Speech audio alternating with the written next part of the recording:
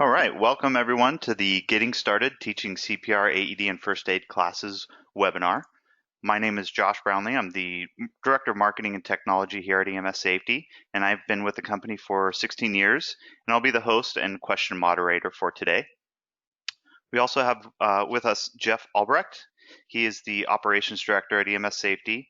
He's a seasoned instructor and instructor trainer, and he will be presenting the bulk of the material today. And finally, we have Caitlin C. on the line. She previously worked for EMS Safety in our programs department, and now she partners with us as a consultant. She's an active instructor, and she's helped many instructors learn the ins and outs of the EMS Safety program. So, sorry, let's see. So to get started, using the GoToWebinar toolbar and control panel, in the top right, you'll see the little orange button. If you click that button, that will pop up the whole control panel. On this control panel, you'll be able to set your audio device, whether you're using a headset or speakers, and you can toggle between the two. We'll also be using the question feature. We have 3 sections today. At the end of each section, we will do a Q&A portion, and we do anticipate a lot of questions, so if we don't get your question answered, we will follow up with an email to you directly. Another tool we're going to be using, as some of you that joined early have already used, is a poll. We'll have 3 or 4 polls in today's webinar. Once we start the poll, it'll appear on your screen, and on some of them we'll display the results and move forward. So to start today's webinar, we're going to start with another poll here. I'm going to load it up. We just want to get an idea for the level of experience with the instructors out there today. How many classes have you taught? Have you not started your classes yet? You just became an instructor. You've only taught a handful of classes and want to know how you can improve them, or you've been teaching for a while and want to know what's new with EMS Safety. So while you go ahead and answer that poll, we'll turn it over to Jeff. All right, thank you, Josh, and thank you everybody for taking time out of your busy day to join us. This will be a relatively quick webinar. I'm going to trade off with Caitlin on a few different slides. We're going to go over the 3 main topics today, and then we'll make sure to answer a few questions in between each one of these sections. All right, so to get started here, we're going to start out with again, there's 3 sections to this webinar. Josh, if you want to go ahead and click through and get off the poll here, we'll get this PowerPoint rolling.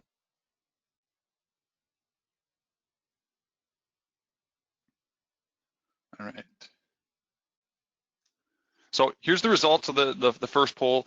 Looks like there's a good spread between everybody. We've got about half of you that haven't taught a class yet. So again, thank you for joining us. That's the reason we're here, to kind of get you started, answer some of those questions that you might have had before starting your first class.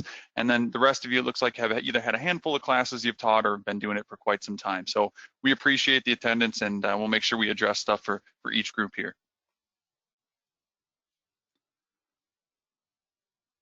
All right, today's agenda, like I said, split into 3 different sections. We're going to have the first portion being understanding course requirements. What do you as an instructor have to do in order to make sure your course is accurate and in compliance with EMS safety standards? The second portion is going to be preparing for your course, and then last is going to be teaching different EMS safety programs. So we'll get right into section 1, which is understanding course requirements. First question a lot of you might have is, why are there requirements? And the answer is pretty simple. We've got to make sure that we have our guideline standards that are up to par, and our quality and consistency across each one of our classes remains the same. So what does that mean? Well, all of our material aligns with ILCOR, or the International Liaison Committee on Resuscitation. You see a link here on the page. Josh will click on that in just a second. And basically what ILCOR is the guiding force behind CPR and AED science and guidelines in the United States. So every 5 years, ILCOR will come out with new guidelines. They tell us what the latest science recommends, and then we go ahead and we construct our curriculum around these specific guidelines. Another one you may have heard of is OSHA, right? This is big in workplace industries. OSHA is another one of those standards that we try to make sure all of our classes meet. I highly recommend each of you going on the OSHA website, getting to your specific state and looking at each state plan. This will make you a little bit more familiar with what's required in each state and each region of the country to make sure that your classes remain compliant.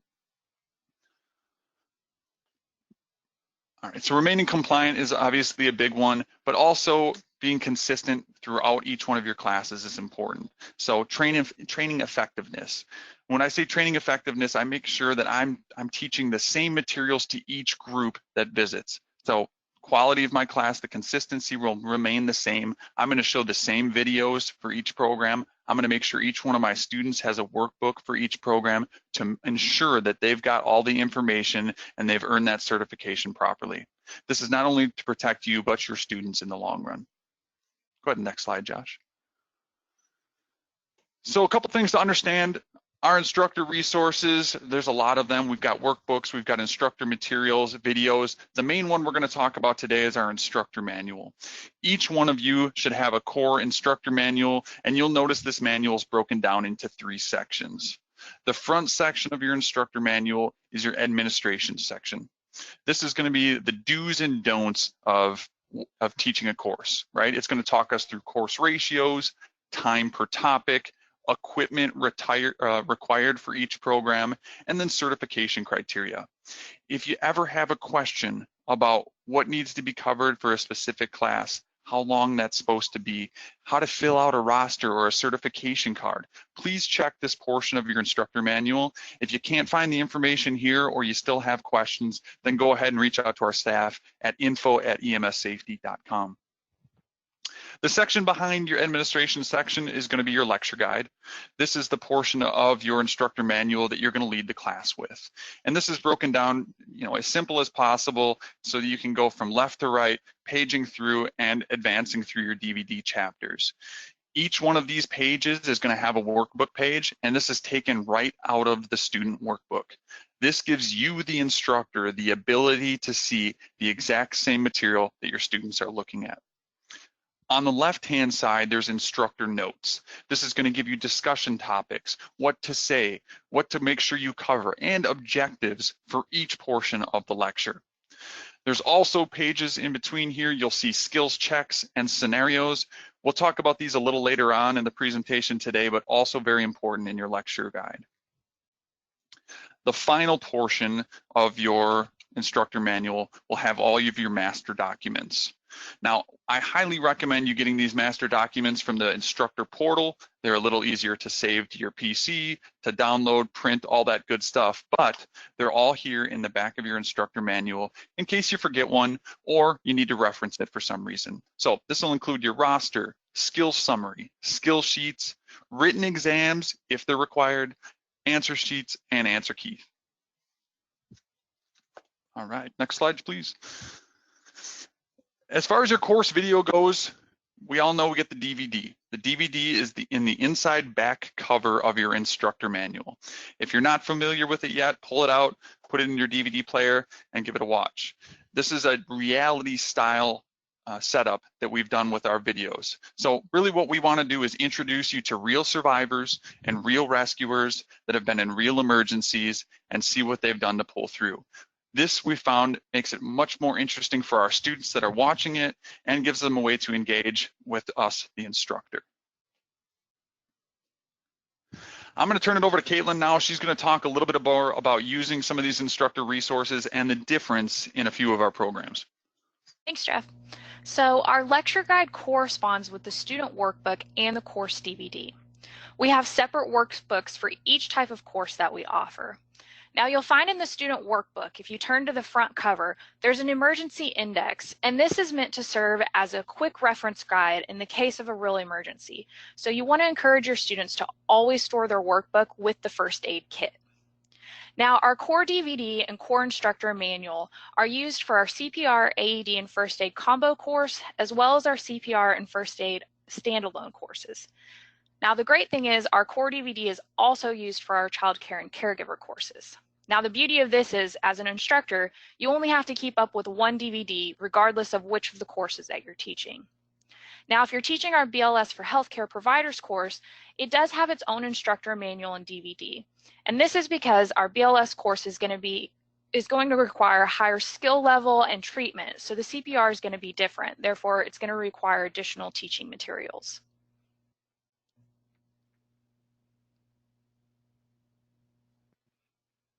So as an alternative to the instructor manuals, you can also choose to use our course PowerPoints. And this is one of mine and Jeff's favorite ways to deliver a class.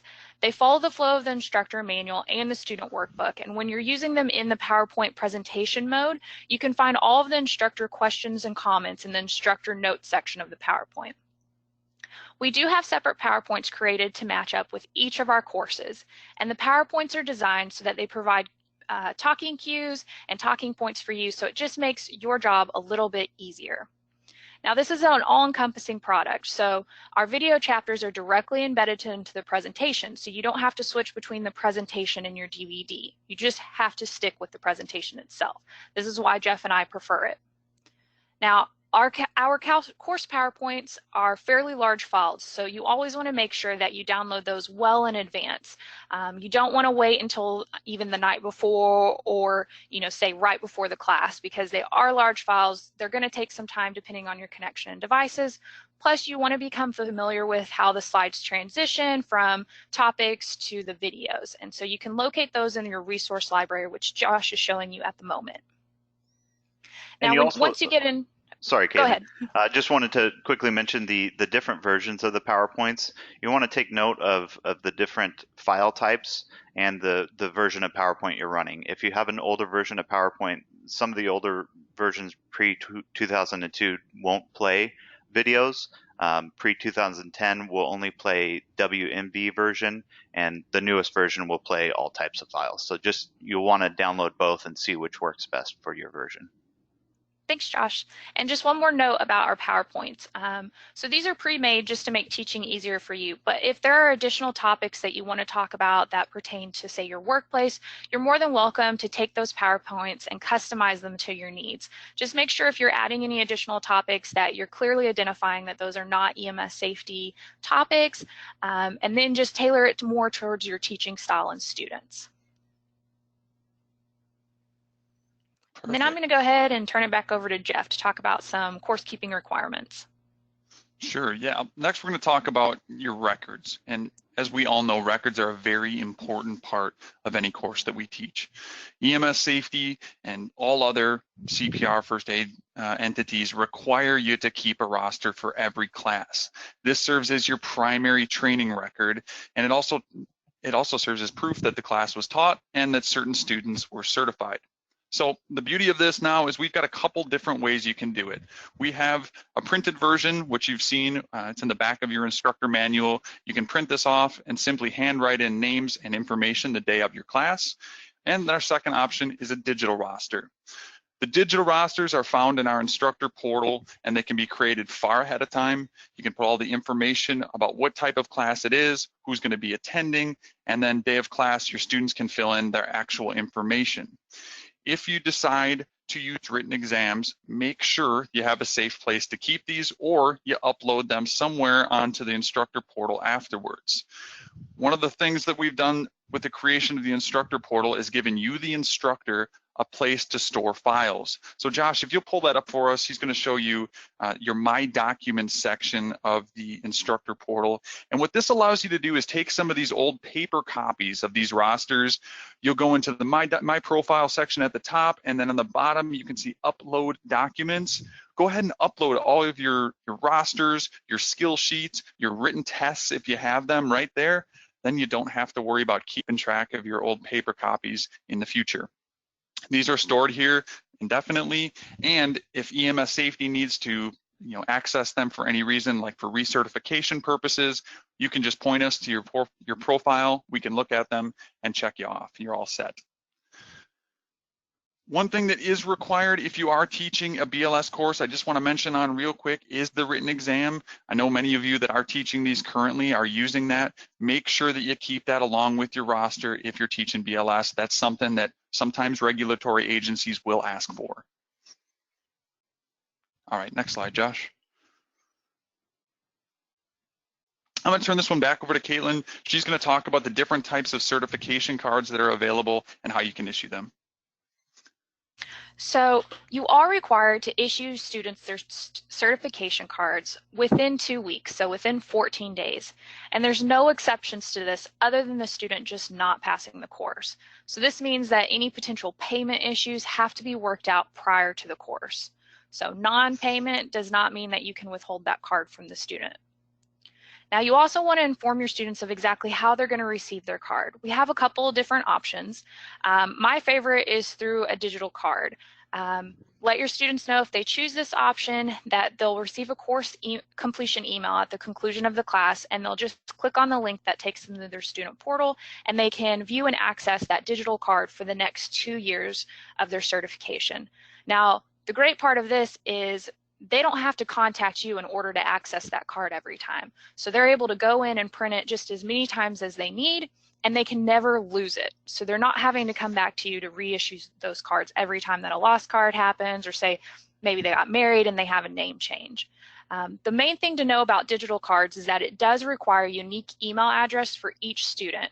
So if you're teaching for a company and maybe like the HR manager is not comfortable giving out email addresses for all of the students or for all their employees, at that point, it's better that you just go ahead and issue the traditional physical card.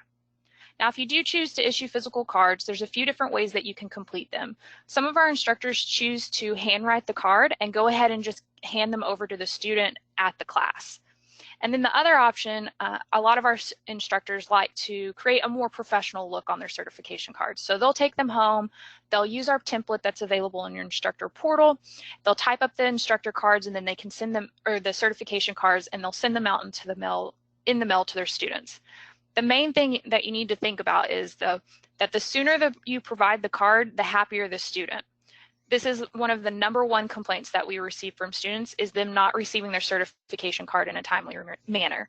Remember, most of them are going to be taking this class because it's required of their workplace, so the sooner it's in their hands, the better. All right, that brings us to our first Q&A section. So we got a couple questions lined up here. And again, if you do have a question, in the right-hand side, you click that orange arrow that pops out that control panel. Go ahead and ask a question there, and we'll try to do our best to answer it on the webinar. So the first question looks like Daniel just wants to know if will they get the instructor manual in the class? So it looks like Daniel may have not attended a course yet, which is totally fine. And yes, you do get that instructor manual included in the initial course. Jeff, Marie wants to know, where do they get the PowerPoint? So we'll go back and I'll see if Josh can pull that up for you again one more time. When you go ahead and log into your instructor portal, there's a section that's just for resources. You'll see at the very top here, the resource library. This has everything you need to teach a class. And if you scroll down about partway, you'll see the videos that are available to stream live. And then right below that, you'll see the PowerPoint versions. So if this is your core stuff right here, for an instructor like me that I have BLS as well, I would scroll down a bit farther, the BLS version would be available there, and so on. So make sure you look through all the information that's available there. Most of the stuff that's here is really, it makes teaching a lot easier. Okay, we've got quite a few questions rolling in here. So take a couple more. Does everyone need a physical card or just the electronic suffice? So it's a one or the other, right? They have the option to print out a physical card if you give them the digital card.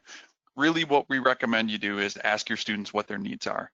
If they're happy with the digital card, and it seems like a lot of our instructors are starting to lean that way now just for ease of use, go ahead, issue them that digital card. If they come back a month later and say, sorry, for some reason my employer won't take that, or they're not happy with that, they need a physical card, you can always at that time then ask them to, issue them a physical card, and obviously there'll be a little bit of compensation that goes with that. Okay, and one more question here. Some people have email, others don't. Can you mix and match digital and hard copy? Caitlin, you want to take that one? Sure. So yes, you can mix and match. When you go to enter your students into a digital roster, you'll have the option to select for each student whether you're issuing them a digital or a physical certification card. If you are doing the physical certification card, as soon as you check that box, another little box will appear and you'll just type in the serial number that's associated with that physical card. Excellent. Well, we got quite a few more questions coming in, but just to keep rolling, we will address more questions at the end, and again, we will respond to them after the webinar is concluded. All right, so the next portion of this that we're going to talk about is going to be knowing your audience, using your technology, and preparing your students for class. So knowing your audience, this is probably one of the biggest things you want to consider when you're setting up for your class. You're going to have folks out there that need this card for their workplace, right? They're going to go to work, they're going to present this to their employer, the HR department, so that they can come to work that next day. They have regulations they need to follow. So ensure that you know exactly what your student is looking for. If they are a BLS required person, maybe it's a EMT, dental hygienist, nurse, they need to have a BLS credential. They could never pass with a regular core CPR, AED, and first aid card. So make sure that you're getting them the proper credential. Make sure you ask them ahead of time what their requirements are so that you guys can make sure you're teaching the correct class. Josh, go ahead and back up a few slides. Looks like you jumped ahead a couple. Kind of going along with that, no problem. One more. Going along with that is ordering materials. So this is very important, and we get these questions, pretty regularly. If I order materials today, when will they arrive? Well, that really depends on what part of the country you live in and what shipping service you choose. The faster you need it, the more expensive it's going to be, and to be honest with you, books are heavy, especially if you're ordering large quantities of them. So order your materials well in advance, go into our online store, figure out what you're going to need maybe for the next month or next 2 months if you can plan that far ahead, and get those materials all sent at once. It's going to save you on the ship cost up front, and it's also going to save you that headache the day of if you're sitting there waiting for your materials to arrive and you have a class full of students. So do yourself a favor, get in there, get your materials that you need, get any barrier shields, mannequin supplies that you may need ahead of time. It'll save you a headache down the road. Last thing I want to talk about, and Josh is actually going to pull up a portion of the online store for this, is choosing your digital versus physical card when you do order these books. So if we go in here, we can see the different types of workbooks and cards that are available. We'll click on the core, and when Josh does that, it's going to pop up a screen. It's going to show me my 2 options for cards. The top one, as you can see, is a physical card. If you choose the physical option, your books will be shipped with the physical cards in a white sleeve with the serial numbers written on top. They're always going to come together, and the cards are always going to be on top of the book. So make sure you check for them right away. Make sure you secure those cards when you open up your package. If you choose the second option, which is just below it, the digital cards, those actually get uploaded to your portal. The books are still going to ship. They're still going to take that 3, 4, 5 days, depending on where you live in the United States, but the cards will be available within 24 hours. Now, if you're ordering during regular business hours with the EMS Safety, yes, they'll typically get there a little bit faster. It's usually a couple-hour delay before they're available on your portal. However, if you decide to order Friday evening and we're not back in the office till Monday, you may have to wait 2 full days before these certs are available. So please plan ahead. Please make sure you know what your students want and you get the cards that they really need. And real quick before we move on from this slide, I just want to mention that our online store is permission-based. So the materials that you're seeing are going to match your teaching credential. So if you get in there and you're looking for student workbooks and certification cards and you're not finding what you're looking for, it's potentially that you're not logged into your instructor portal, or you might just not be certified to teach that course just yet. Perfect. Thank you, Caitlin. You want to talk about knowing your audience as well, Caitlin, and the different programs that they can teach? Sure.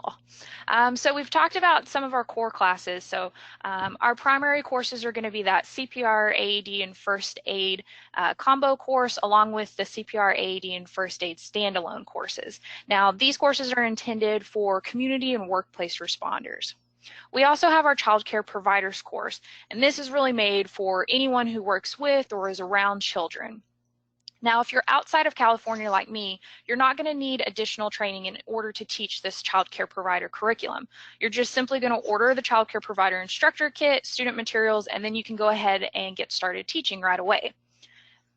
So if you're a California instructor, there is a couple of additional administrative hoops that you have to jump through that are required by the state. So if you're in California, I encourage you to go ahead and take a look at our California Child Care page, or go ahead and reach out to your account specialist and she can help walk you through the process. But I can tell you it's a fairly simple process. It's not going to take up too much time, and it's totally worth it to just go ahead and get that extra credential. And it's primarily the child care providers in California. It's going to apply to licensed child care providers. So that's going to be your key word when you're trying to determine whether you need to become a California child care instructor, is, are you teaching licensed child care providers? Okay, so we also have our caregivers program, and this is intended for any type of personal caregivers, or let's say staff that works in an assisted living facility, or even just active seniors and their families. And this is a great program. It's going to have our normal CPR, AED, and first aid topics. They're just going to be more geared towards caregivers in the scenarios, and then it's also going to have additional topics. So we're going to talk about diabetes management, fall prevention, how to talk to your doctor. So there's some really good additional caregiving specific topics that are included in that program.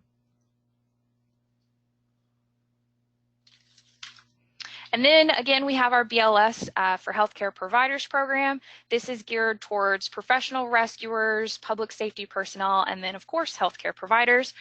It is equivalent to the American Heart Association's BLS course. And within your instructor portal, we do have a course equivalency letter that you're more than welcome to print, take it to any potential students that you'll have, or to their workplace if there's any question about the content of our curriculum. You can also find a flyer in your instructor portal that details all of those course content. Now, if you're a BLS instructor, you also have the ability to issue continuing education units, or CEUs for short. Many medical and dental professionals will require these continuing education units as part of their licensing. There are some steps that are required both before and after the course in order for EMS Safety to create those certificates and then for you to issue them to your students. So I highly encourage you to check out our CEU page. And then if you have any specific questions, you can email us at ceu@emssafety.com. Perfect. There also are a couple of standalone classes that many of you may have seen before, may have used before. Bloodborne pathogens is one of those classes. This is a smaller topic, but it's still covered in some of our other books. If you've taught our CPR, AED, and first aid classes before, you'll know that there's a good portion of it that's devoted to protection from infection and bloodborne pathogens. This specific course, where you get the small book and card with it, is designed to be OSHA compliant. If you have a customer that needs to have an OSHA compliant course, that needs to have that specific bloodborne pathogen certification, this is the course for them. It's an annual certification, different than our other courses that are all 2-year certifications. And make sure if you do teach this course to your client base, that you hand them a copy of that roster after the fact. They can put that on file. That's specifically for OSHA. You're going to want to have names of your students and their job titles associated with them. Below that, you'll see emergency oxygen administration. This can be taught with BLS and checked off on a BLS certification card, or can be taught as a standalone, and those cards are available on our online store. The chart of courses is a useful link. And again, this will be available to you guys after the webinar. You'll be able to go and check this out. But this just gives you an idea of the different programs that we have available and the different audience that they might suit. In addition to showing you what audience, it's going to give you durations, what's covered, the different ratios that you can have for that class. So I highly encourage you to check this out, and then maybe suggest some of these other programs to some of your clients here in the future. The last thing I'll mention on here real quick is approvals. Many of you have been to our approvals page in the past, and many of you may have even requested approvals. But this is a great page. If you've never been, spend a few minutes on it. Look at your specific state. Look at some of our federal approvals. These are pre-approved agencies that have said, hey, their class, their certification gets the stamp of approval. If you're looking for something that maybe we don't have an approval on, you want to teach to a certain organization or an entity that doesn't make this list, reach out to us. Email us at approvals@emssafety.com. We'll actually go out, seek that approval for you, and get it added to this list online. Just to add to that too, we also have an approval request form here. So you can email us or you can fill out this form and we'll put it in the approval coordinator's hand. Perfect. All right. Looks like we've got another poll that Josh is going to pull up here in just a minute. And this is just to get an idea of what classes some of you are interested in teaching.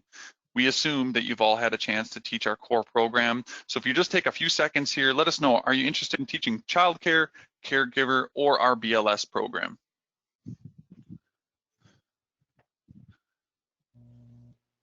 And I know I'm not allowed to vote, but mine would be for caregiver. I've never actually had the opportunity to teach that course before, so I think that would be something new and just kind of different for me to do.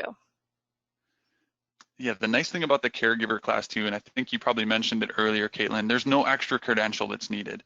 So it doesn't matter where you are in the country. This is just a program, a resource that we've geared towards this group of folks that want to teach in these types of facilities. And, you know, I don't have to go out and do any additional training in order to do that. However, it looks like most of you have an interest in BLS, and we see that a lot. So if you already have a standard BLS credential, right? Maybe your card that you handed over to EMS Safety when you started with us said BLS, you have the ability to teach this program. I encourage you to reach out to your rep. They'll give you information on how you get that credential. And if you don't have that class, do the same thing. Reach out to your rep, shoot them a quick email. They'll send you an email back with the steps necessary to become BLS certified.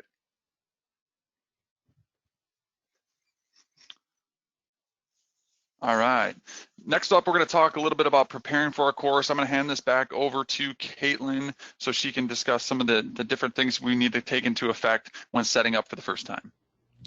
All right, so when you're first getting started out teaching, of course, you're looking at potential locations to hold your classes. EMS Safety does not specify where you can teach. The main things that we're interested in is that there is adequate space, that it's safe for the students, and that there is technology available so that you can show the course, the required course videos. So when you're looking at potential locations, you want to make sure that there's enough seating for all students in the room.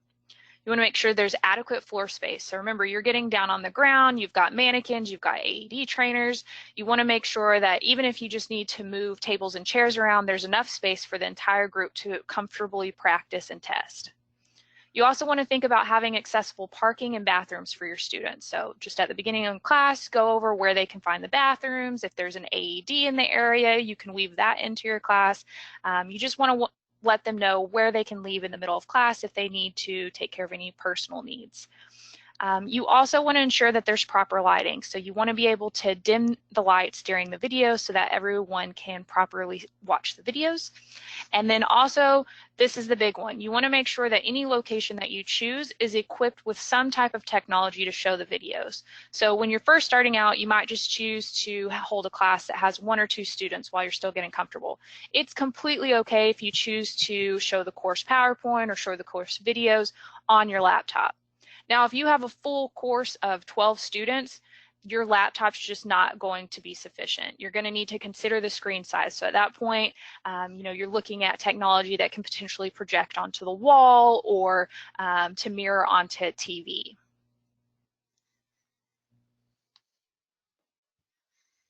So Josh has got another poll up here. He's going to put up on the screen. This one talks about your preferred method. So we know you all have to show some form of the video. What are you guys currently using? Those of you that have taught a class or maybe have taught many classes, what's your method for showing the course videos? Are you using the DVD in the back of the instructor manual? Have you downloaded our PowerPoint? Have you downloaded maybe the video chapters instead to your PC and you just use that, or maybe use a jump drive to show them? Or the final option here is using Wi-Fi to stream them from YouTube. So go ahead and take just a couple minutes here, answer that one, and we'll show the results to that poll next. And we all obviously have our preference for how we want to show the course videos, but you always want to make sure that you have some kind of backup plan in place, an immediate plan B, because it never fails. Technology will just randomly choose to be fickle that day, and you want to make sure that you're not fumbling around and that you're fully prepared in front of your students. So Jeff is pretty great at always having a backup plan to his backup plan. I mean, he even carries like an outlet strip in his bag to all the classes that he teaches. So always have a plan B in place. Yeah, better safe than sorry. I do. I usually have it downloaded onto my PC. I'll carry a jump drive with all the information on there, and then the DVD goes with me everywhere. So it's a good idea to have a backup plan just in case. Looks like most of you are using the DVD, which again, that's just fine. Next time you have a chance, give that PowerPoint a try. Download it, see how the flow works for you, and if it's something that you feel you can adopt, or maybe you can even customize to make your class a little bit better, please give that a shot. All right, on to the next section. We're going to talk about the AED option. I don't know how many of you have used this with your DVD. I'm guessing most of you, if you know, about half of you are playing the DVD. But during the AED portion of our class, there's an option to choose the AED that you learn on. So what this means for your students is if they have a specific AED in-house at their location, you're able to choose that AED, watch the video chapter. Your students get to see that actual AED in use in a real life scenario, and then at the end of it, you can have them practice either on trainers or the live unit with training pads. This gives it kind of an extra little element, it adds a little something to your training program where not many others can do that. If you're actually showing them the prompts and they get to see an actual walkthrough on the unit that's on the wall, that's a really nice feature to bring to class. If you're not using the DVD, you can just download these AED portions onto your PC, play your PowerPoint as you normally would, and when you get to the AED portion, pull up a specific AED unit. All right, next slide. Let's talk a little bit more about your equipment here. So we all know we need mannequins and AED trainers for our classes. If I'm going to certify someone in AED and I'm going to check that box, I have to have an AED with training pads or an AED trainer. Having the right number is just as equally as important.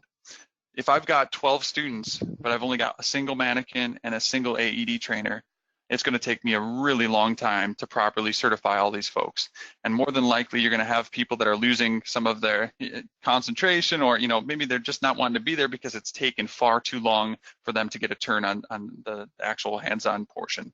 So we always recommend a ratio of 2-to-1 or 3-to-1 when it comes to mannequins. This will allow you to split up into groups of about 4 groups of 2 or 3. And then as far as AED trainers go, I like to have one for every 3 mannequins. If you got one for every student, sometimes that can be a bit much. That can make for a really noisy training room, but I definitely want to have at least a few of them so we can keep the class moving forward. In addition to having those materials, we want to make sure our mannequins are in clean working order. We've got backup batteries for all of these devices, backup lung bags in case we have a malfunction on the day of, and then lastly, that we know how to operate them. If you're new to teaching CPR, teaching first aid, and you've just bought your mannequins for the first time or your AED trainers, take some time to become familiar with them. Pull them out, put the lung bags in, make sure you understand all the different functions, how to replace batteries, how to cycle through different scenarios on your AED trainer. From time to time, a student will press a button and you're going to have to get back to that original scenario. Knowing how to operate those make it a lot easier. Additionally, we talked about training supplies a little bit when we said ordering materials. Same thing. Make sure you get your CPR masks, your shields, your first aid training kits ahead of time. If you need knee pads because you're teaching on a hard surface, you can get those on our online store. And if you choose to teach one of our BLS classes, make sure you've got bag valve masks so that you can properly teach the use of a BVM for both adult and infant.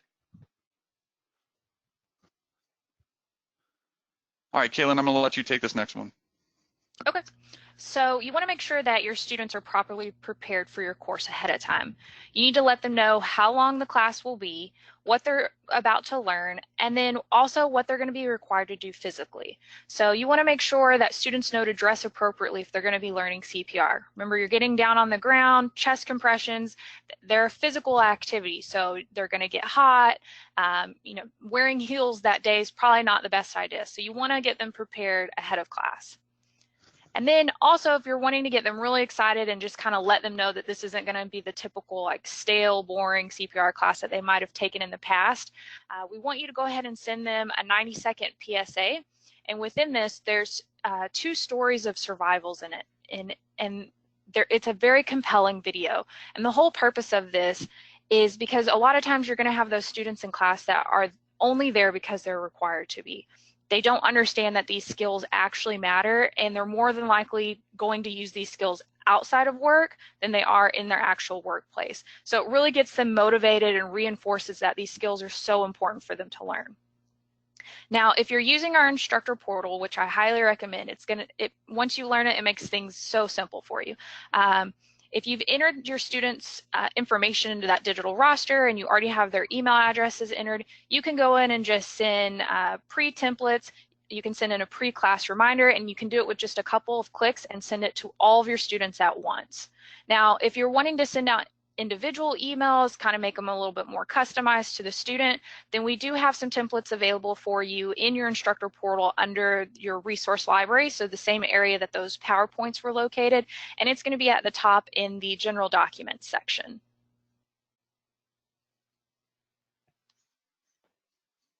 Very good. All right, Josh, do we have a few more questions that came in during that last section? Yeah, we have a couple more minutes, so take a couple questions here, and we have a few more slides to get through, so let's see what we have here. Where do we get the link for the 90-second video? I actually put that in the chat window in the control panel, so you can see it there. It's accessible on our YouTube, and again, we'll follow up with an email with the links we discussed in this webinar. Let's see. Carlita, looks like you have some 10-year-old CPR mannequins. You want to know if you need to upgrade those or if you can continue using those. So Jeff, maybe you can speak on some older mannequins. Yeah, we've got instructors that have been teaching for quite some time, and like anything else, technology changes. Now, the biggest thing, the latest craze is feedback with mannequins, knowing if the student is pushing hard enough or deep enough, and knowing if they're on pace, if they're doing the proper amount of compressions per minute. So obviously, I'm always going to recommend you try to have some mannequins that have those feedback devices, just because it makes it easier for your students to learn. Now, we don't have a requirement though that says, hey, I have to get rid of my 10-year-old mannequins. If they work well for you and you've got no issues with them, I say keep them, continue to use them. Maybe think about adding one of these newer mannequins to your repertoire so that your students can maybe test on that one while practicing on some of the others. And quickly, the last question we'll take right now. Looks like David, he's basic and BLS certified. Does he need to be certified for childcare? And for caregivers to teach those courses. In what part of, did he say the state that he was in? Sorry, Josh, I might have missed that portion. Didn't mention that.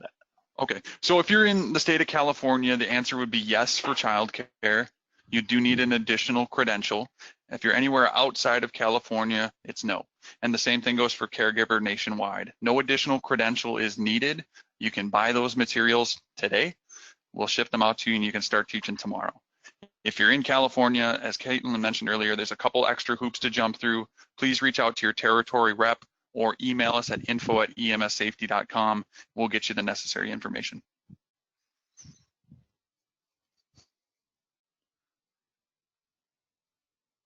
All right, last section we're going to have here is going to be our scenario-based training. We're going to talk about skills checks and skills testing, and finally some student resources. We're probably going to move through this pretty quick because we're close to our 45-minute time limit, but we will get going through it now. So to start out, scenario-based training.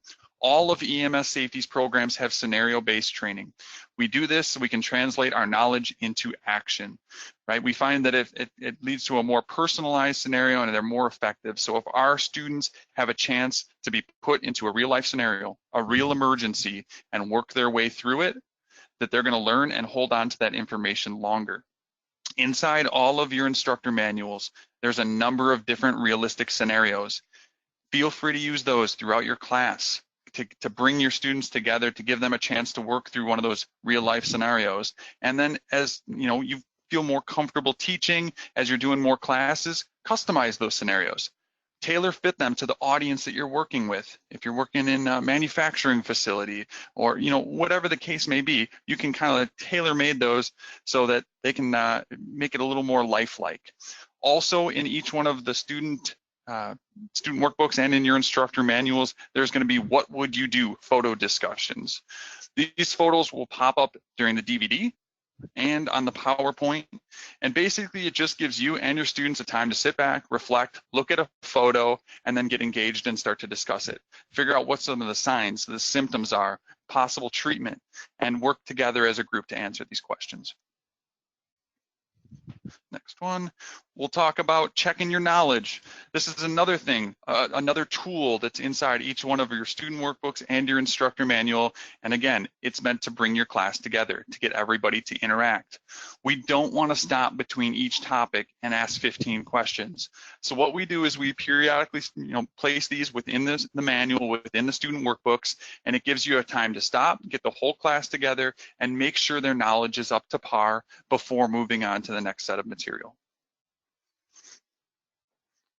Caitlin will discuss skills checks versus skills tests and exactly how to use skills sheets. All right, so let's talk about the difference between a skills check and a skills test. The main way to remember this is a skills check is going to be a group practice session. So this is the time that as an instructor, you're going to give feedback and make any corrections that are necessary. Whereas a skills test is going to be a formal test without any kind of coaching. So when you're giving it, you want to make sure that you remain silent, you're not giving any kind of feedback. This is the student's chance to prove that they're proficient in that particular skill. Now, as you're going through the lecture guide, it's going to indicate whether a skills check or a skills test is needed. So for CPR and AED skills, this is always going to be a skills test. It's always going to be a formal test that you'll test 1 or 2 students at a time. Whereas a skill like glove removal can easily be done in a group session. So everyone can do it at the same time, and you can walk around as each student properly removes their gloves. Now, to accompany your skills check and skills test, can you go ahead and go back real quick? You also have some skill sheets that are available in the back of your instructor manual and also in your instructor portal. I highly encourage you to use these tools even though they are considered optional. When I took my very first instructor course next to Jeff, I stole this trick from him, and it makes teaching so much easier. If you'll print out a couple sets of those skill sheets and go have them laminated, you can hand out those sets to all of the different groups in your class, and then when you're with group 1, groups 2, 3, and 4 can use those skill sets and they can self-correct themselves. So this will help with retention for them, and it makes your job a little bit easier because by the time you get to group 4, they've already mastered that skill and you don't have to spend time giving them feedback. So just laminate those copies and then bring with you a couple of dry erase markers, and the students check them off, and then as they complete the skills and you move on, you can just wipe the skill sheets off and then they're ready to go for the next class, so you don't actually have to continue reprinting those skill sheets every single class. All right, then there's also some optional topics. You'll know it's an optional topic in your instructor manual if you see that orange heading on the top. There's a number of them throughout your book. This happens to be an example here, AED. Now, while EMS Safety highly recommends you teaching this in every one of your CPR classes, we understand there's going to be instances where maybe your client does not need that type of training. So if you see optional topic, remember that's something you don't necessarily have to teach in order to teach an entire course. If it's a check mark on the student's card, remember that you either check that yes or no, depending on whether you taught that topic or not. And know that if it's not in orange, if it does not say optional under the heading, that is a required topic and you must teach that in the selected program. So last thing we're going to talk about is after class and what your students have access to. So each student has access to what we call our student portal. It's similar to your instructor portal, but it's geared specifically for our students. It doesn't matter if you issued them a physical card or a digital card, every one of our students has access for 2 years. So let's talk about how they get in if they have a digital card.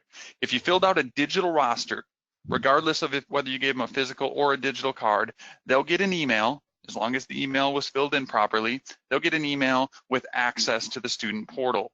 They're able to log in, make a password, and access it at that time. If you used a roster, just a handwritten paper roster, and issued physical cards, they'll use the information that's on the back of that physical card to go to the website, log in, and create their own credential. Once you get on there, Josh just had it up there a second ago. I wanted to pop it back up so you can take a quick look. This is what your students get to see. If they have that digital card, they can actually, again, view that digital card at any time. Boom, now I can see my card. I lost that for some reason and can't find the copy, so I can print a new one and hand that over to my employer, or maybe I started a new job and I needed my CPR credential again, you can hand that off. Also in that resources tab, they've got videos, they've got a copy of the student workbook that they can access. All of this is available for the whole 2 years. So we highly encourage you, tell your students to check it out. It's all good, useful information, and as long as they know their credential, it's impossible to lose this. Last thing I want to mention on there are student surveys. So when you use a digital roster, you hit submit and there's an email address in there for your student. They're automatically going to be triggered to take a survey with us. This is for your feedback and ours, right? We want to know how you guys are doing and you want to know how you're doing. The biggest thing that all of us as instructors need is to know what we did right and what we can improve on. So there's going to be a real short few questions that each one of them is going to get, and this is actually going to reflect your star rating as well on your portal. So if you did a really great job, your students have the opportunity to give you the positive feedback, improve your star rating, and then for future classes or future clients, they're able to look you up, see your star rating 1 through 4, and select you as their next instructor. So if you go to the Find an Instructor portion on our website, you'll see those star ratings and you're able to take a look. All right, looks like we have one more final poll and then we're gonna let you guys go after some Q&A. This last poll has to do with blended learning. For those of you that aren't familiar with blended learning, it's a new type of course. It involves an online portion of our curriculum along with a hands-on skills check portion. So instead of having to be present for say 3 or 4 hours for a standard CPR first aid, or I'm sorry, CPR AED course, you might be able to give them this curriculum online. They can go through all the videos, read through the necessary material, and then just go to you for that actual skills test. So if this is something you're interested in, ready to teach now, let us know. If it's something that doesn't interest you at all, again, please let us know. I want to let all of you guys know we are working on the development of this right now. We plan to have it available to our instructors in the near future. We just like to see what the demand for it is. All right, and looks like we'll go ahead and let that run and we'll start our Q&A session. I know we're a little over the 45 minutes now, so if you need to go, feel free. And if you did ask a question, we will address it via email after the webinar. But we have a few questions coming in here. Looks like Jamie wanted to know, do some instructors do lecture only, or do they go off script and just cover all the materials? So do some instructors do lecture only? Well, typically what our instructors are going to do is kind of use the lecture guide that we have set up to cover all those materials. So yeah, I mean, every instructor is going to go a little bit off script and they're going to personalize it. Maybe they're going to put in a little bit of their, actual hands-on experience, which we absolutely encourage. But just remember, in order for your students to get the credentials, they have to hit all the required components in stride that instructor manual. Okay. And it looks like Katrina, when performing classes and completing all the necessary forms such as skill sheets, just moved up on me, sorry. Such as skill sheets, are we required to upload them or only save them and produce them as requested? Katrina, that's completely up to you how you would like to do it. We do not need to see your rosters. We do not need to see your skill sheets. We do not need to see your written exams unless they're requested. But what I'd like to say is put them all there, get them all uploaded where you can easily access them, because when I do have to go back, let's say a year and a half ago to look at a class that I taught, it's a lot easier there in digital format than digging through a box in my garage. So it's up to you, but as long as you can produce the document when it's requested, it's not a problem. Okay, and then it looks like Ron wants to know the options for blended, or are we going to have bloodborne pathogens available as well?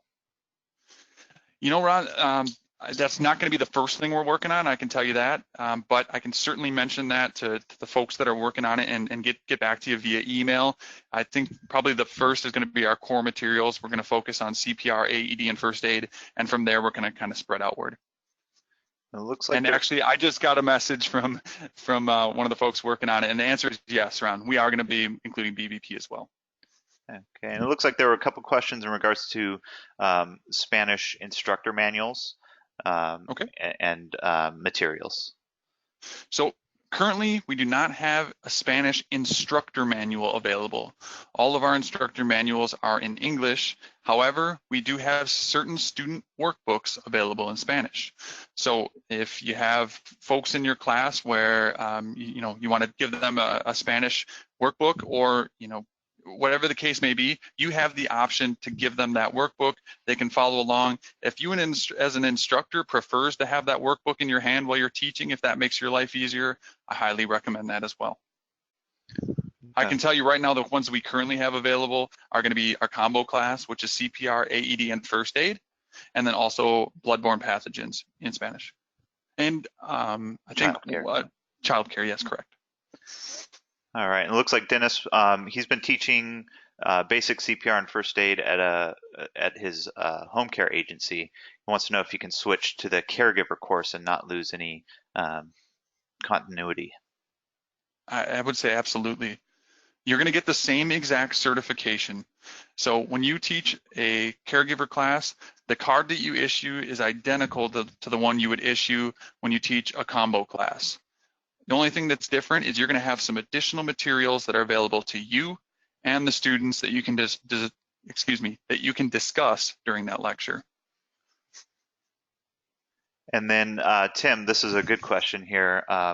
Will we be required at some point to transition over to mannequins with feedback devices, or have a feedback device of some sort?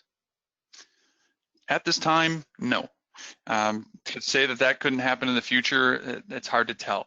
Right now, EMS Safety's stance on feedback devices is we highly recommend it. However, we do not require it. Excellent. And we will respond to all your questions that were asked. There are quite a few of them via email. And we will be sending a recorded webinar as well as the PowerPoint presentation that we went through today. We will have this version of this webinar again on Friday, so feel free if you want to sit through that again on Friday at 1 p.m. Pacific time. And thank you all for attending. Thank you, guys. Appreciate it. Thank you.